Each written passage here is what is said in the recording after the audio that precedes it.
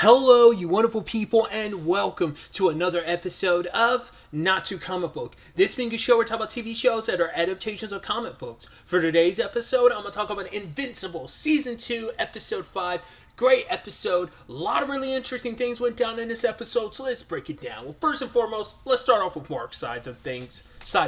We're immediately picking up in the aftermath of the mid-season finale. Mark's crawling, making his way back, and he just sees all the Thraxans who are dead and just everything's burning.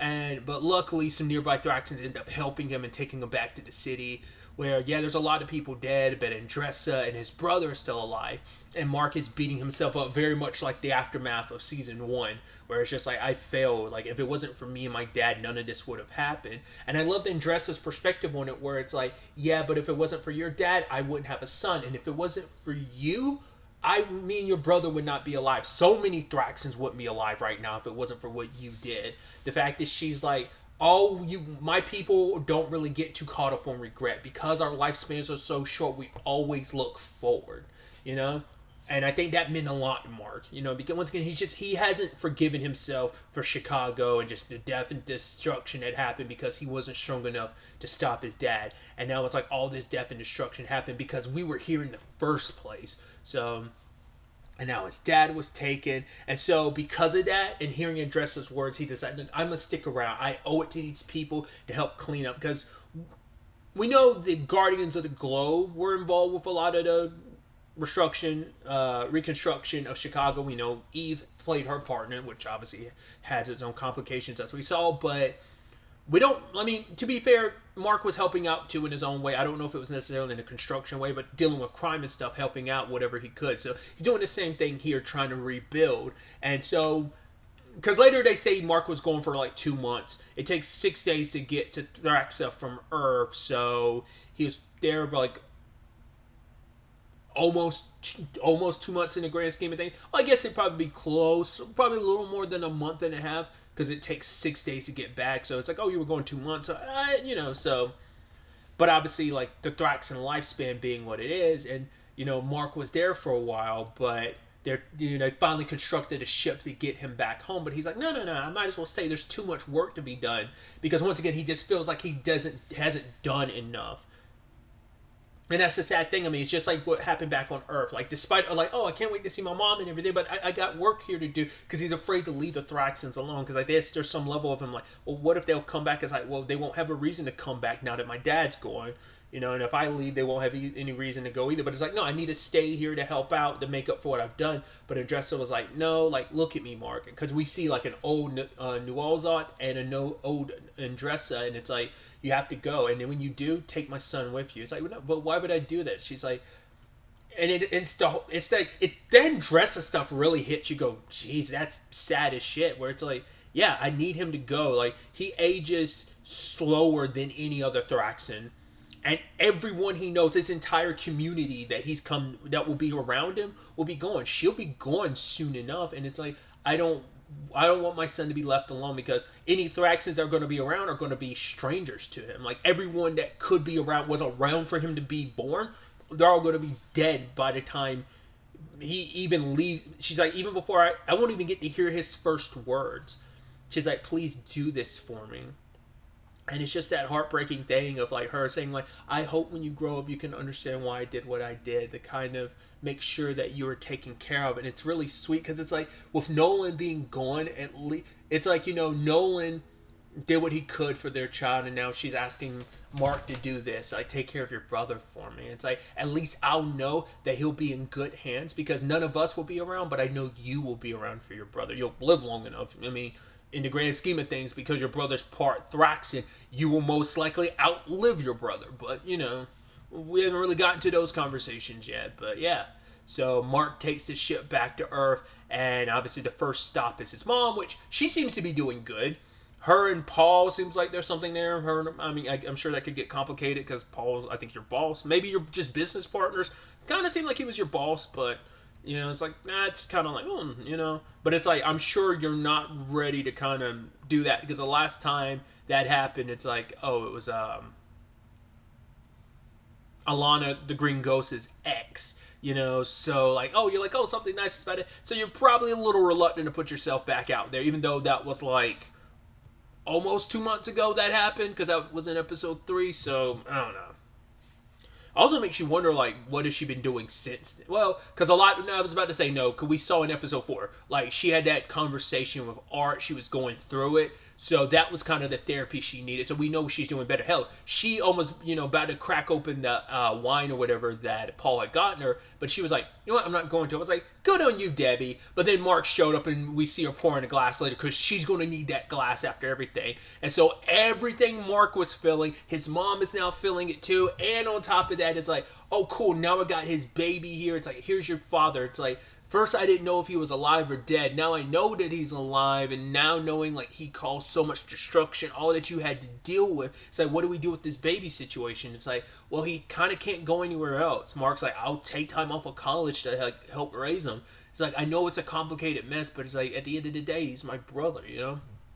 And it's like, you are taking on a lot of responsibilities, so it's like, all right, I'll take some time off of work, Mark, and I'll look after him. It's like, well, he won't be small forever, because he is a Thraxan. Granted, he is also a Viltrumite. We have no idea what the growing process is going to be for him, like how an extremely short lifespan versus an exorbitantly long lifespan. Like that's why I'm like, what is his lifespan going to be like? He must be like, once again, market is, God, what would even be the percentage? It's like Mark's got like 1,000% on a human. Roughly speaking, Mark's got like his age percentage is like 1,000% that of a normal human's, because once again, he's part human, but he's almost pretty much full-blooded Viltrumite, but we don't know about his brother, because I think I talked about it before. His brother could, I don't know, die at 54 for all we know type of situation. I don't know why the number 54 came to mind, but it could be something like that. Like, he could live like half a typical normal human lifespan, considering a Thraxan's lifespan is 1 year, so we have no idea. So it might not, he's definitely not going to have the long life that Mark does. But I mean, maybe it's like, hey, Mark lives for thousands of years, he lives for hundreds. We'll find out. I'm sure maybe those who've read the comics obviously know like what that lifespan situation is going to be like in grand totality. But either way, so once again, it's like Mark picking up the pieces of his life. Obviously goes to check on William, and it's like, yeah, there's a lot. Oh, you put locks on the window? Even I was about to say, yeah, the last time like your window was just willy-nilly open, as William puts it, a bug dressed up as a dog came in, and I love that you phrased it exactly like that. But it's like, oh, I gotta go check on Amber, and then Cecil shows up. Cecil's like, yo, like, well, Cecil knows everything already. It's like, wait, you already know. It's like, yeah, like, we have like monitoring around your mom, and even though she wanted nothing to do with you, but you still kept an eye on her. Because that's the complicated thing of Cecil does stuff in such a gray area of like, yes, I think he legitimately does care about Debbie, but he's also invested in Mark, because it's one, I got to keep an eye on Mark. We saw Nolan break bad, even though he was bad the entire time. But it's like, Mark, you are the way you are, and I mean, you're not nearly as indestructible as your dad, but you could still be a problem, but it's also, you could be our greatest asset. You are the biggest, like, question mark, double-edged sword on this planet, You are a nuclear bomb. We can be used to, kind of keep things in check, but you could also be this planet's undoing. So it's like, once again, I understand Cecil's side of things, but I also understand the Debbie side of things. Are like, fuck you, Cecil. I want nothing to do with you. All you want to do is control us, which he does. Like, so it's a give and take. Like him monitoring them. So it's like, Cecil's pragmatic in that regard. He doesn't let emotions get in the way, even though he kind of does, because you're human at the end of the day, so you can't help it. So he also knows about Mark's brother, and it's like, no, we'll come pick him up. It's like, no, he's my brother. And it's like him stepping up this season, being like, no, don't. Because that's also the thing of like, it's that pushback Cecil gave him earlier in the season of like, oh, like, who else kind of didn't follow orders? Your dad. He kept trying to throw that in Mark's face, and now Mark's is standing up to him like, no, this is my brother. You're not going to treat him like some rabbi. It's like, but what's your mom going to do? He even broaches that later on. It's like, oh, like, we have what we we could help, and Mark's like, no, that's our decision. But it's like even Debbie's thinking about it, because it's like, I mean, I don't know how to like. I mean, I'm older now. Like I have a teenager, so just got him out the house. Now he's off to college, obviously doing the superhero thing. But now, like, I don't know how to. For one, it's not a regular baby. You're taking care of her alien baby. She doesn't know what to feed him, because most food he's picky about, which he even says like, yeah, he's kind of in line with every other kid. And it's like, how do you explain that? How can you give him like a normal life? He'd have to have like a very homeschool situation. Once again, what's his aging situation going to be like in comparison to Debbie's? And then you add in, it's like Cecil has enough government connections and operations to be able to do something about it. But it's still like, do you really want to leave like Mark's brother in his care, especially considering you went through so much to cut ties with Cecil last episode? Are you willing to get back in bed with him? Because you even said it yourself, nothing with Cecil comes for free. Once again, it's a double-edged sort of like, no, I do want to help out your family, but also if I've got kind of something to experiment on, keep an eye on, we watch the upbringing of something that's part Viltrumite, gives us a better understanding. We'll also potentially test out stuff like, oh, the baby doesn't like this. Oh, we were just trying to test stuff out. Like we could get into that creepy territory of like, oh, we're going to not dissect him, but figure stuff out, because it could give us insight into Viltrumite. So it's like I said, double-edged sword situation in that capacity as well, like the gray area that is Cecil's circumstances. So there's that. But really quickly, there is the Amber of it all, and I know so many. Once again, I've made a video about it, and I made a short about it. Like, I do defend Amber. I understand where she's coming from. Most people are like, screw Amber, because of specifically episode 7's the one that people are the most. Once again, I think she has every right to. I feel like people latched onto the wrong aspects of that whole situation. It's like, she's understandable. You're teenagers. Like, any teenager's always going to act 100% rational, but also it's like, right, she put herself out there. Mark didn't respect the boundaries of the relationship. You also, like, she didn't tell him.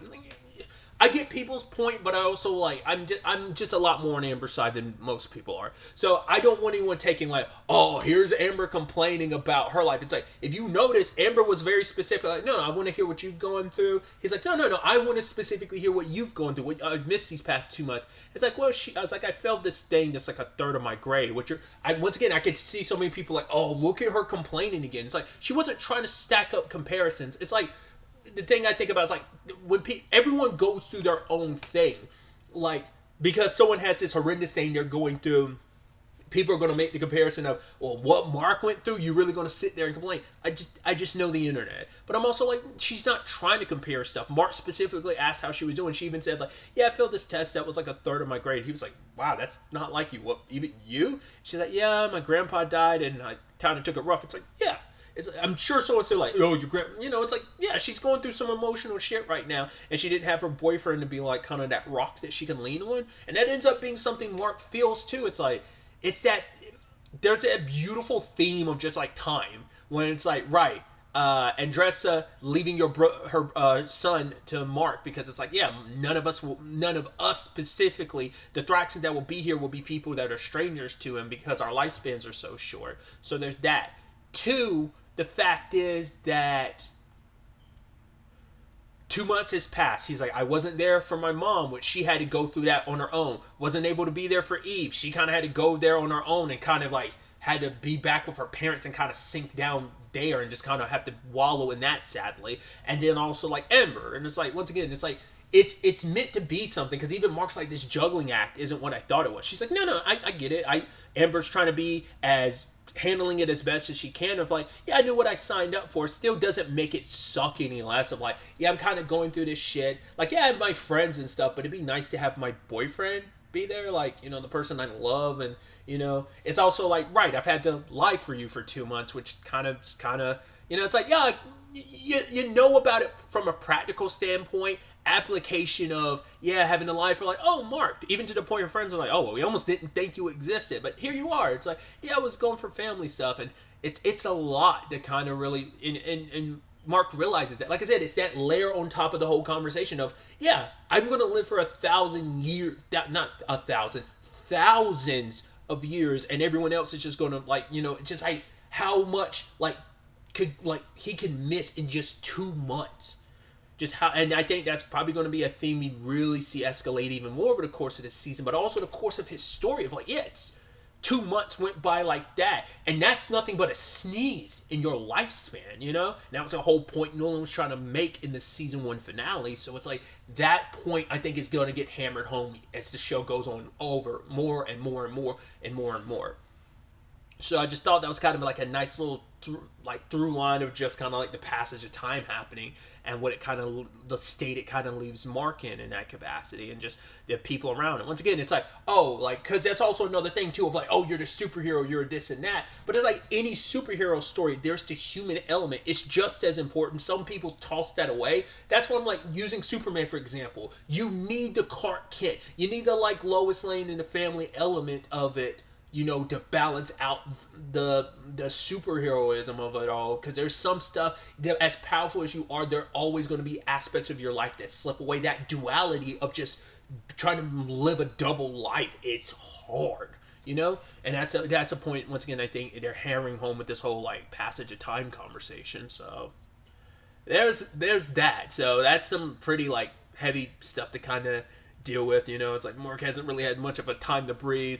I mean, he also, I don't know how much he talked about what Krieg told him, like, yo, you better get to conquering this planet, subjugate them, or we're going to come. And it's like, I don't know how much Mark really talked to anyone about that, because that's not a part of the conversation anyone's had. They're just like, yeah, Dad got taken away and this and that. Like, no one's really had that conversation. Even Cecil hadn't really had that conversation of, oh yeah, the Viltrumites, we probably should be worried about that, but there's just so much other shit. Oh yeah, the Martians are attacking. Because they were dealing with Omnipotence, when I'm like, is that mummy thing from season 1 we never circled back to yet? And was like, I guess it is. I don't know. But they're dealing with that. The Guardians of the Globe are getting their asses kicked. And then partway through it, Shapesmith turned back into a Martian. And I love that Samson's the one that saw it. So later on, it's like, cool, this Mars ship is showing up. If only we got... And then Samson's like, oh, if only someone could tell us about what's going on. And it's like, all right, you guys prepare yourself. I'm not who I told you I was. It's like, Jesus, dude, we know that you're Martian. And I love Samson being like, wait, I'm the only one who didn't? Son of a bitch. I was like, I love that. Yeah, because they made such a point to make it seem like he was the first one to discover. It's like, no, we already knew. It seems so it makes sense. It's unclear how much the Guardians knew. They knew he was fishy as hell. Like, Rex was already on his ass being like, there's something more to this, you know? I guess Mortal takes orders directly from Cecil, so Cecil probably like let him know the truth. But it's like, yeah, well, because obviously they knew he was a Martian, but they didn't know the real ins and outs of it. Because they didn't even know how he got here. So it's like, yeah, the real Ron, I took over his body. It's like, oh, I've lived. It's interesting too because maybe they brought this up in season 1. I don't remember. The Secoids kind of were like a species that served the Martians, but then I guess it was almost like a uprising.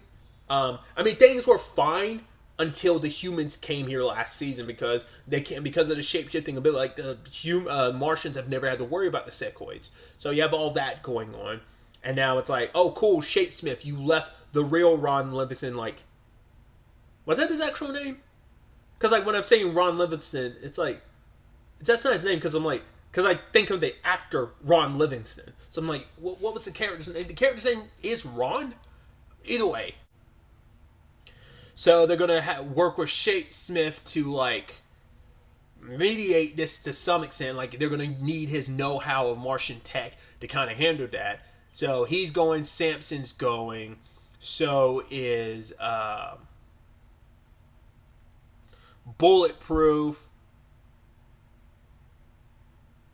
and Robot, which we got into a little bit of Robot and Monster Girl, which I guess they haven't dated, like, that their date in episode, what was that, episode 3 was their date, I think? Or was that episode 4?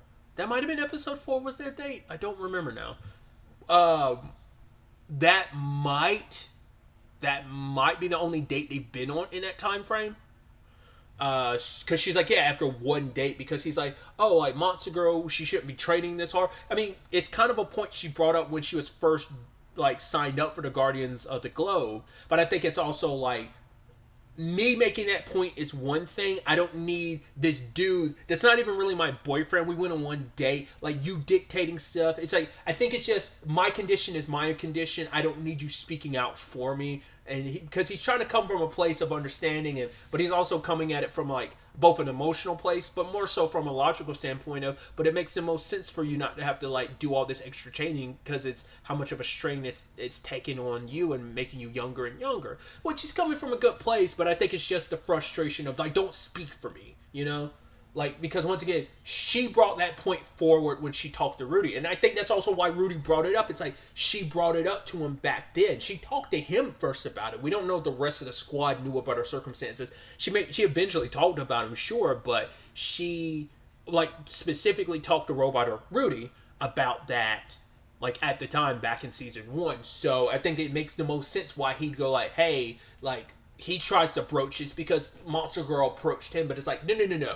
Unless I have an issue and say like, no, let's not, you know, I will broach the conversation. I don't need you because you're not my boyfriend. We're not dating. You think you get kind of like, she feels like it's a little controlling for you to kind of speak for me after. Like I said, I can understand the concern because it's from an emotional place of I do care about you, but also from a logistic standpoint, it doesn't make a lot of sense, like because of your condition. But it's like, well, how much of that logic is being eroded by just, hey, you have feelings for her and you know how much of a curse her powers literally are for her. So I thought that was kind of a complicated thing, but also interesting to know they've only been out on that one date. I guess they just haven't had time of just shit after shit after shit after shit just hitting the fan.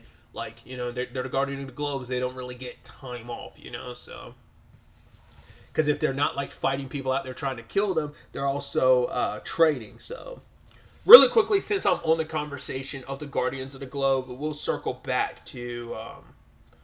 Well, I want to, since we're in an emotional state of things, I want to talk about, like, Rex and Eve. We actually don't know how things have fully been for Eve, now living back with her parents in the aftermath of, like, yeah, she's been there for, like, over a month.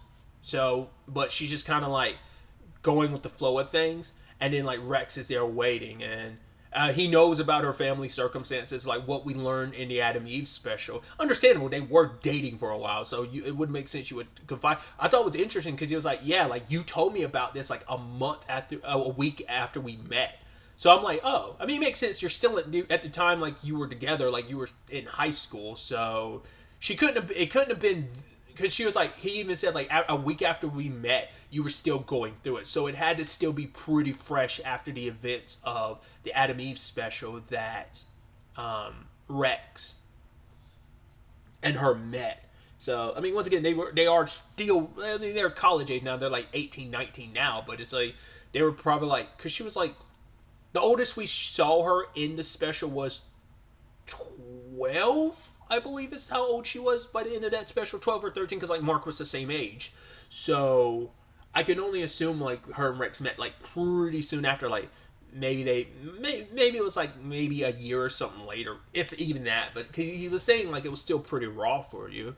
And so even Eve beats herself up a little, saying like, right, I don't even think about him from time to time. But Rex was trying to make the point of you got through that. Of course you don't really think of it because you got through it. Because he's making this point of, yeah, you fucked up. It's like, yeah, sure, but that family, that couple you saved at the bridge, like they're doing good. I checked on them before I came here. Yeah, like things didn't go well, but the fact is that you are pretty much in the black when it comes to like everything that you've been through. You always save the day. You always come through. Like, yeah, like things didn't work out this one time, but everyone's got that like red mark on their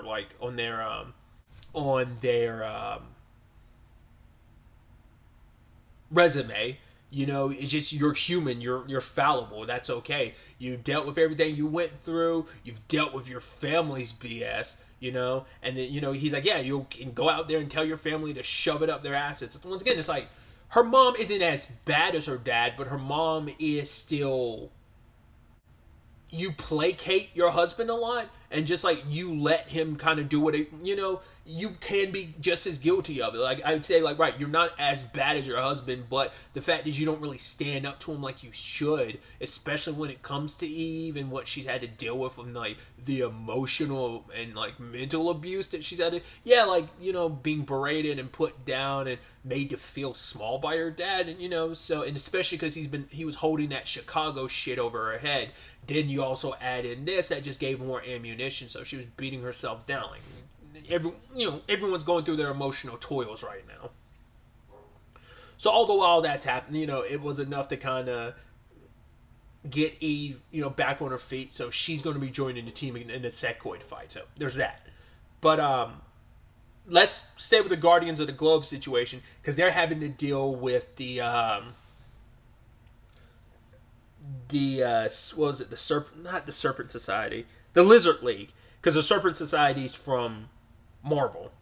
But yeah, they're dealing with the Lizard League, and that situation, I was like, is this, I mean, for one, the Lizard League is doing their thing, and it's like, I guess with with the King Lizard back, they're kind of running things. It's like, because even it's like, wait, they're supposed to suck, why are they good? It's like, well, to be fair, you're not a full squad. I think Immortal and Bulletproof and them being there and Robot made quite the difference, because I guess it's like the higher tier people are gone, the like lower tier, I guess that's supposed to be like the point that was kind of made.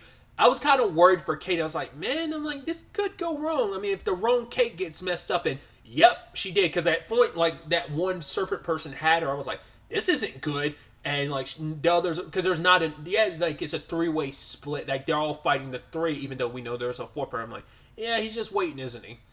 But like Kate tried to split, and then he like bashed them in together. I'm like, is she dead? It looked like she got fucked up. It's unclear she's dead.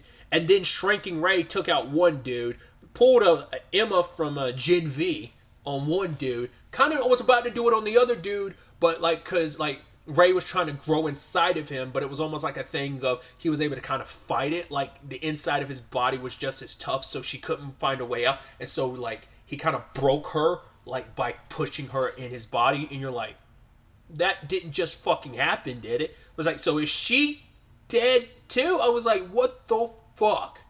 Because Rex ended up splitting the other woman in half, like after he got clawed up a bit and beat the shit up. It's like, holy crap. The final dude dies after he bites Rex's hand off, and then Rex explodes the dude's head. You're like, holy shit. I mean, because the dude like swallowed her, so it's not like she had an opportunity to go to his head, and then she tried to expand. It's just like he like used his muscles, I guess, to kind of contract her and like break her inside of him. It's like, fuck. And like Rex is there missing a hand, Kate's dead potentially, or just severely mangled. It seems like Ray is dead too, and he's here with no hands, beating the shit. Well, one less hand, beating the shit, and then King Lizard's like, "Yo, here I am." So you're like, I'm thinking the entire time. I'm like, is this a simulation or something? Like, this went so wrong, and immediately my brain is also like, just gut feeling. Once again, having never read the comic, I'm like, are we going to deal with a time travel situation here? What the fuck is this? I'm like, this is brutal. I was like, Kate being dead and shrinking. Once again, Kate could still be alive. You'd think if Ray was still alive, she would have come out that thing's body the moment Rex blew up his head. So it seems like she's pretty dead. So I'm like, this got to be a time travel thing of somebody's going to go back in time and fix this, because that's fucked. Because things aren't looking great in space either, because the squad is kind of having a hard time dealing with Secoids, because things are stronger than they appear, and it's also, you have to be careful about not getting possessed by these things. Like, Eve can only hold them back for so long. So it's like, yeah, I mean, you're dealing with like millions of them. You're not just dealing with a few at a time. So that situation was kind of one-sided. Eve is kind of worn out from pushing too hard, and now she's kind of like their biggest line of defense. Rudy's tactic he wants to use is going to take time, so this doesn't look great. I mean, it doesn't work on Invincible, but like, I'm assuming Samson can be infected. As long as Monster Girl stays in her monster form, she'll be fine. I would assume Eve can be affected as well. I'd assume Immortal too, but who knows? It's like this went so... And obviously that's the cliffhanger ending for the episode. We get the post-credit, but we'll get to that soon enough. So you're like, okay, there's that.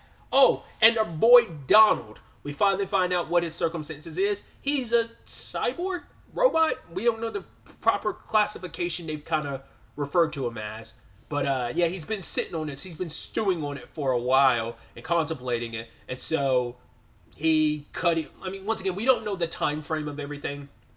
Like last episode, they cut back and forth between the whole situation on Thraxa and what was happening on Earth. But you don't know if that's a clear-cut time frame of like everything that's happening on Earth is happening at the same time, or is it kind of like sometime after? It's like, is that closer of like some of the Donald stuff? Was that like closer to the aftermath of what was going on in Thraxa? Like, what I mean is like, Mark had been there like almost 2 months. Like maybe that was closer on the end of his return rather than still in that week period when he was still there. You know, I don't know. I mean, the episode being the way it was made it seem like it was a one-for-one of like, yeah, while on Earth, this is what's happening on Thraxa, but maybe the time frame isn't what you think it is. Maybe it's just, it's done like that in the show, but maybe it's not like, maybe it isn't fully equatable. Like I said, some of that stuff on Earth happened like, maybe like a week or two ago, present day, meaning that was like after Mark was already going for like over a month. But maybe not. Once again, I'm overthinking things. But yeah, Donald was stewing on that, and he asked for the room, and I love that everyone just stopped. It's like, and didn't do anything, because it's like, oh, it's Donald saying that. It's like, oh, it's kind of disrespectful. You're not listening to Donald. But he confronts Cecil, and Cecil's kind of like, yeah, so when Nolan did what he did, when you blew up the house, your body was disintegrated, but your brain, I mean, your body was, there was nothing left of you except for your brain. It was still intact. So we just hooked you up with a cybernetic body. You're stronger. You're better. You're still alive. And you should be grateful for that. And the fact is for I was literally about to say Bobby. Because everyone looks at Donald and they're like, is that Bobby Hill? Like, obviously I understand why. But it's like, I almost wanted to say Bobby in that moment.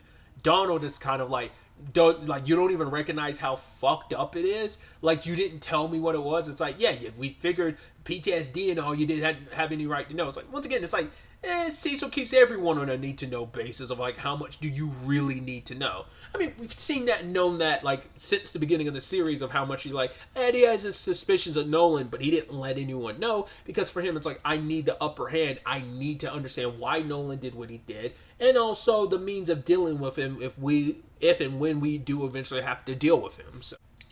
So we, like I said, the trauma everyone's going through, so we have all that, and then finally we have our post-credit scene where it's, hey, we catch up with our boy Alan. Hey, Alan's good. Not only is he alive, he's back better than ever, buffer than ever. And then Thetis is there. I'm like, wait, are you not the traitor then, Thetis? Like, I was like, what the fuck?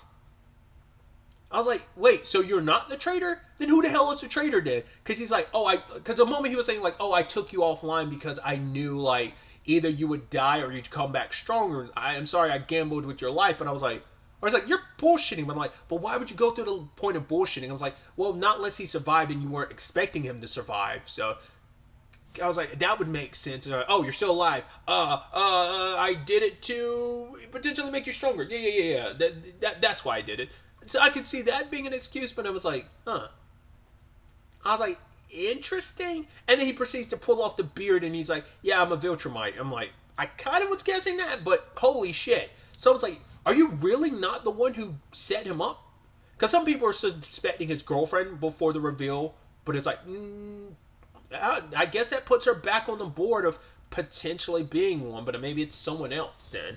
It doesn't seem like they just set that up for the purpose of making Alan stronger. It's just, this is the aftermath, and it's like, well, we don't have any other choice. Alan, I'm sorry. I got to take a gamble on this. It's not my life to gamble, but it's all our lives in our future. So I was like, that's interesting. So Thetis is, in fact, a Viltrumite, but he's like, I'm the only Viltrumite that's ever rebelled until you told me about Mark. I need you to get Mark and bring him here. It's like, oh boy. So Mark's dealing with a Martian invasion, a sectoid invasion.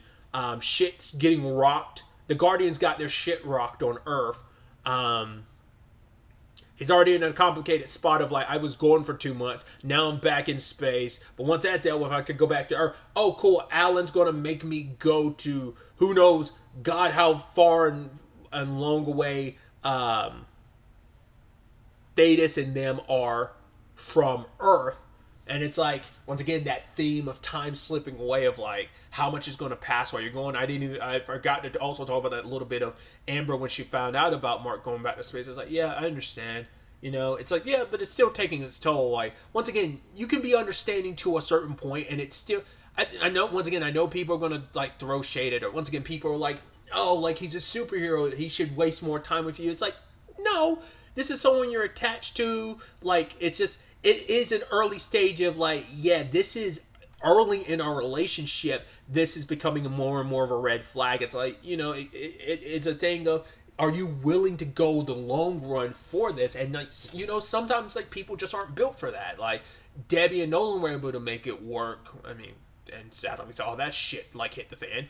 But, you know, it just not might be the way Amber's built, and there's nothing against that. But people will, once again, just because people don't like Amber, they will throw shade at her. I think it's personally, I think it's 100% reasonably like, no, I get it. You're saving a day. It just doesn't make it. I get it. Like, and especially because you know she feels guilty about it, because it's like, right, should I feel guilty about wanting to spend time with my boyfriend? Just like Mark, it's like, yeah, I want to like live a human life, but I have my responsibilities as a superhero, and I realize how much of a dick I'm being to my mom, Eve, Amber, anyone that needs me. I wasn't there for them because this superhero shit came up. So it's like, everyone has their own guilt over it. I'm sure Amber's like, oh, do I have a right to feel the way I do? It's like, you 100% are entitled to feel the way you want to feel. You're entitled to want to be a little selfish of like, I want you to myself. I get it. I have to share you with the world, but that's a lot for any human to ask. You're young too, you know? Like we're talking about Debbie and Nolan probably met when they were like, you know,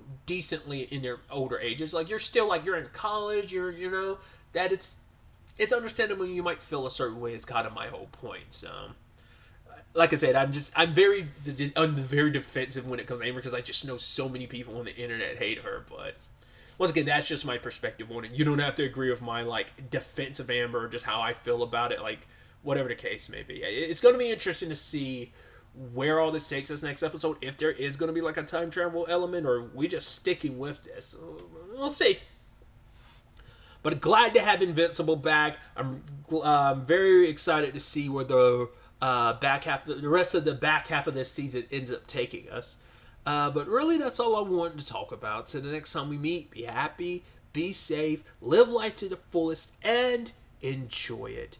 Good day and goodbye.